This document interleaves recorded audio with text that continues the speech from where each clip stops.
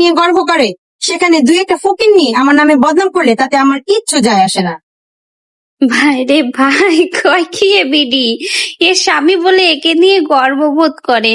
ভাবা যায়, মানে কি একটা কথা আছে না, যে বরঙ্গের চেহারা নাম তার পেয়ারা। এদের অবস্থা হয়েছে তাই। মানে কেউ তো আর এই বেডিকে নিয়ে প্রশংসা বোধ করে না বাস ছাড়া, তো কি করবে? নিজেদের প্রশংসা তো এখন নিজেদেরই করতে হবে। তাই শেষমেশ খুঁজে পেয়েছে তার ওই পাঠাবরকে। তো তার পাঠাবরই নাকি তার প্রশংসা করে, তাকে মাথায় উঠিয়ে রাখে, তাকে নিয়ে গর্ববোধ করে। ভাবা যায়, মানে কি আর বলবো এদের কথা। নিজেদের প্রশংসা কিভাবে করতে হয়, ছড়িয়ে দিতে হয়, এরা কিন্তু বেশ ভালোই বোঝে।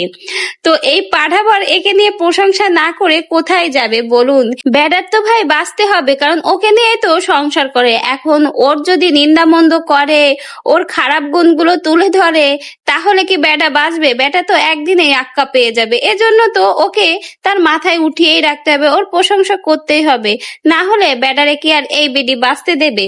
আবার সেই কথা এসে গর্ববোধ করে লাইভে বলে কি তাকে নাকি মাথায় উঠিয়ে নিয়ে রাখে, তাকে নাকি প্রশংসা করে তার স্বামী। ভাবা যায়, আল্লাহ কি আর বলবো, তোর হাত থেকে বাঁচতেই তো তোর স্বামী সারাদিন তোর নামে প্রশংসা করে বেড়ায়।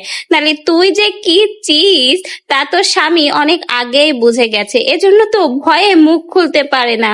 ভাই, সে বেডারও তো প্রাণের ভয় আছে। তোমাদের যা অবস্থা, বেডা যদি কোনোভাবে তোমার আসল সত্য ফাঁস করে, তুমি কি সে বেডারকে বাঁচতে দিবা? বেটাকে তো নিংড়িয়ে মুচকিয়ে একদম শেষ করেই দিবা। এমনি বেড়ার জীবন অর্ধেক তছনছ করে দিয়েছে এই সোশ্যাল মিডিয়াতে এসে। তারপরে তোমার যে কীর্তিকলাপ দুষ্টু বিষ্টু ভিডিও প্রকাশ হয়েছে, তারপর তো বুঝে গেছে তুমি কি চিজ রে ভাই। এরপরে কি তোমার ওই কালা পাঠা কখনো আর তোমাকে নিয়ে কিছু বলে? বেটার তো তোমাকে নিয়ে সংসার করতে হবে, তাছাড়া কোনো উপায় নাই।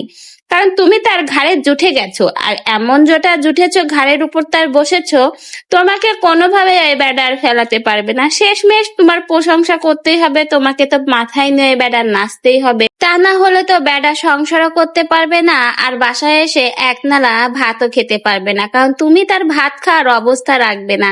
কি চিজ রে মাই তুমি, তা তো বোঝা হয়ে গেছে। আখির সংসারে কিভাবে যে তুমি লটকটা বাঁধিয়েছো, আর তোমার মুখের ভাষা কি সেটা তো আখির যাওয়ার পরেই বোঝা গেছে। রীতিমতো লাইভে এসে একের পর এক একটা মেয়েকে কিভাবে দিনের পর দিন অপমান করে গেছো, মানে কিভাবে কি কুকীর্তি তাকে নিয়ে ছড়িয়েছো, তা তো সবাই জানে। আর তুমি আবার লাইভে এসে নিজের প্রশংসা করো? তা তোমার নিন্দামন্দ সবাই করবে, তোমার স্বামীও ভেতরে ভেতরে করে, কিন্তু তোমার ভয়তে হয়তো প্রকাশ করে না। যদি কোনোদিন প্রকাশ করে, তাহলে বুঝতে পারবো ওই বেটার মনের ভিতরেও কত কষ্ট।